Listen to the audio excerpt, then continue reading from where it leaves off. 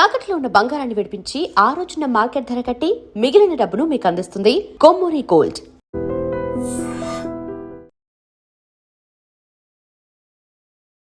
Hello guys, welcome back to iDream media. International మార్కెట్లో gold ఔన్స్కి వచ్చేసి $1000 తగ్గడం జరిగింది. 5500 నుంచి దాదాపుగా $4400 అయితే పడిపోవడం జరిగింది. యుద్ధం సమయంలో యూజువల్లీ గోల్డ్ బాగా పెరుగుతుంది, బట్ ఇక్కడ రివర్స్ అవుతుంది.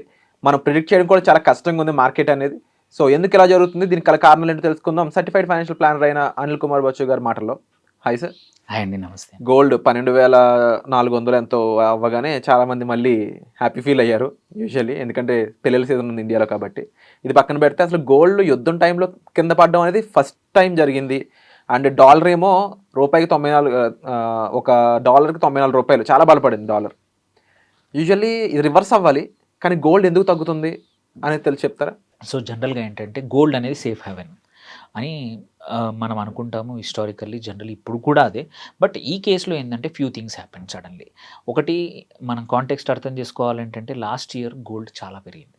ఓకే, పెరిగినప్పుడు ఏంటి, ప్రపంచవ్యాప్తంగా బ్యాంకులు కానీ ఇన్స్టిట్యూషన్స్ కానీ ఈటీఎఫ్ రూపంలో ఆర్ డిఫరెంట్ మెథడ్స్లో గోల్డ్లో ఇన్వెస్ట్ చేశాయి. ఓకే, కొన్ని కేసుల్లో ఎంత పెరిగిందంటే ఆ పెరిగిన దానికి అప్పు చేసి మరీ లీవరేజ్ తీసుకొని మరీ చేసిన కేసెస్ ఉన్నాయి. That is one side. So ఇది బ్యాక్గ్రౌండ్. ఇప్పుడు ఎందుకు తగ్గిందో చూసుకుందాం. ఎందుకు తగ్గిందో చూసుకుంటే first thing, very obvious reason ఈసారి ఏంటంటే మాత్రం డాలర్కి డిమాండ్ పెరిగింది. క్రూడ్ ఆయిల్ ప్రైసెస్ పెరిగాయి. పెరిగినప్పుడు డాలర్, పెట్రోల్ డీజిల్ ఎక్కువ మట్టు వాణిజ్యం అనేది డాలర్లో జరుగుతుంది కాబట్టి డాలర్కి డిమాండ్ పెరిగింది. So dollar became safe haven, ఎందుకంటే ప్రపంచవ్యాప్తంగా అందరూ డాలర్ని యూజ్ చేస్తారు. సో డాలర్కి డిమాండ్ పెరిగింది. ఇప్పుడు ఇన్వెస్టర్స్ డాలర్లో పెడితే డబ్బులు ఎక్కువ వస్తున్నాయి వెన్ కంపేర్ టు ఏదైనా ఎమర్జింగ్ మార్కెట్లో కానీ వేరే దాంట్లో కానీ. సో అలాంటప్పుడు డాలర్ డిమాండ్ పెరగడం వల్ల బంగారంకి తగ్గింది. That is one. So demand అనేది బంగారంకి కన్నా కూడా డాలర్ పెరిగింది. That is one. Second important thing ఏంటంటే చాలా కంట్రీస్కి, చాలా ఇన్స్టిట్యూషన్స్కి నేను చెప్పినట్టు పొజిషన్స్ తీసుకున్నారు, ఏది బంగారం మీద హయ్యర్ ప్రైస్ వెళ్తుందని. బట్ ఇప్పుడు పడిపోవడం వల్ల వాళ్ళ పొజిషన్స్ని స్క్వేర్ ఆఫ్ చేసుకోవాల్సిన అవసరం వస్తుంది. స్క్వేర్ ఆఫ్ చేసుకోవాలంటే అమ్మేయాలి. అమ్మేస్తే అదొక డిమాండ్ తగ్గింది అనమాట బంగారం. అండ్ థర్డ్, చాలా కంట్రీస్ వాళ్ళ రెగ్యులర్ అవసరాలు, ఎస్పెషల్లీ గల్ఫ్లోనే తీసుకుందాం, దుబాయ్ కానీ యూఏఈ కానీ మల్టిపుల్ నేషన్స్ కూడా ఏంటంటే వాటి అవసరాల కోసం వాళ్ళ గోల్డ్ నిల్వలు అమ్మాల్సి వచ్చింది. ఎందుకంటే వాళ్ళకి ఇప్పుడు కరెంట్ మార్కెట్స్ ఎఫెక్ట్ అవుతున్నాయి యుద్ధం వల్ల, వాళ్ళకి ఎటువంటి రెవెన్యూస్ తగ్గిపోయాయి. సో వాళ్ళ reserve banks actually gold cell చేయాల్సి వచ్చింది. That is one. And even countries like liquidity కోసము టర్కీ, ఎందుకంటే ఆల్రెడీ ఇన్ఫ్లేషనరీ ప్రెషర్తో ఎదుర్కొంటున్న కంట్రీస్ చాలా ఉన్నాయి. దాని మీదకించి ఇప్పుడు 40-45% క్రూడ్ ఆయిల్ ప్రైసెస్ పెరగడం వల్ల ఇంకా ఇన్ఫ్లేషన్ పెరిగింది. ఇన్ఫ్లేషన్ ఇంత పెరిగినప్పుడు $US కొనాల్సి వస్తుంది. అంటే లిక్విడిటీ కావాల్సిందే. లిక్విడిటీ ఎక్కడి నుంచి తేవాలి? ఉన్న బంగారం నిల్వలు అమ్మాలి.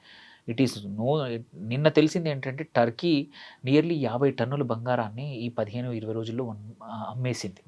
సో అట్లా డంప్ చేస్తూ పోతా ఉన్నాయి, ఎందుకంటే అవసరాల కోసం అన్నమాట. సో అటు ఇన్స్టిట్యూషన్స్ అమ్మేసి రిజర్వ్ బ్యాంకులు అమ్మేస్తే ఆబ్వియస్లీ సైమల్టేనియస్లీ డాలర్ ఇటు స్ట్రెంగ్త్ అవ్వడం వల్ల, ఇన్ని థింగ్స్ జరగడం వల్ల ఏంటంటే బంగారం మీద కొంచెం షార్ట్ టర్మ్ అయితే ప్రెషర్ జరిగింది. యుద్ధం కన్నా ముందు ఒక 1 మంత్, ఇవాళ నుంచి 1 మంత్ బ్యాక్ వెళ్తే నియర్లీ 5400 నుంచి $5500 పర్ ఔన్స్ ట్రేడ్ అవుతూ ఉండింది బంగారం. మొన్న 42-43 వరకు కూడా వెళ్ళింది, 4200 కూడా వచ్చింది. అందరూ ఏంటంటే 4000 బ్రీచ్ అయ్యి 3000 చేంజ్ కూడా వస్తుంది అనుకున్నారు. చెప్పలేము. ఈ యుద్ధం ఇంకా కొన్ని రోజులు ఇట్లాగే కొనసాగితే బంగారం ఒక్కసారి మాత్రం రావచ్చు, కిందికి టెస్ట్ చేయొచ్చు. $3500 కూడా టెస్ట్ చేసే అవకాశాలు ఉన్నాయి. బట్ అది ఎక్కువ రోజులు ఉండకపోవచ్చు, ఎందుకంటే ఈ square of positions, liquidity concerns కొంచెం ఈజీ అయితే మాత్రం మళ్ళీ గోల్డ్ 5500 కాదు 6,000-7,000 కూడా పరిగెత్తచ్చు, మళ్ళీ హిస్టారిక్ హైస్కి వెళ్ళచ్చు. సో అదొక గోల్డ్కి ఎందుకు పడుతోంది అనేది రీజన్.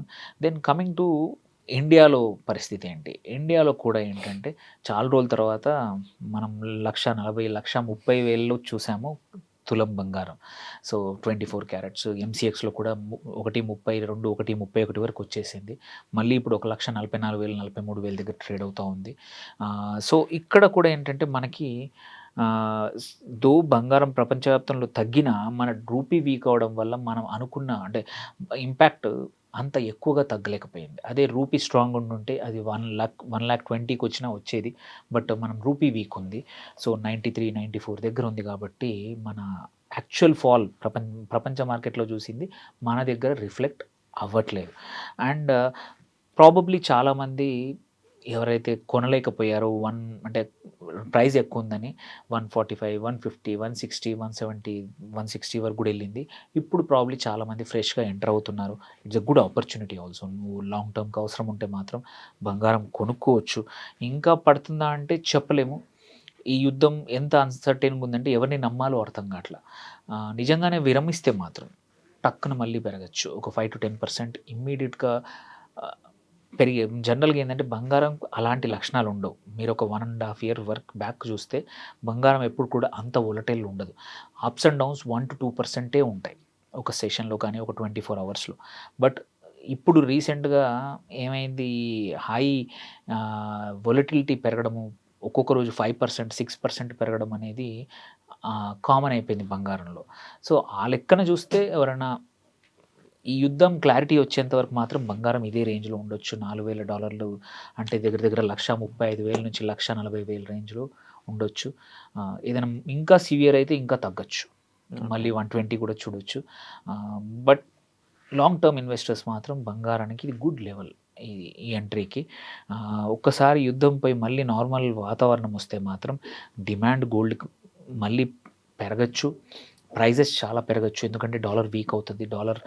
ఈ ఎపిసోడ్ తర్వాత ఏంటంటే, యుద్ధం తర్వాత చాలా కంట్రీస్ని డాలర్ని పక్కన పెట్టడం, అమెరికాని నమ్మడం కొంచెం కష్టం కాబట్టి డాలర్ వీక్ అవుతుంది. అప్పుడు గోల్డ్ మళ్ళీ సేఫ్ హెవెన్ లాగా పరిగెడుతుంది.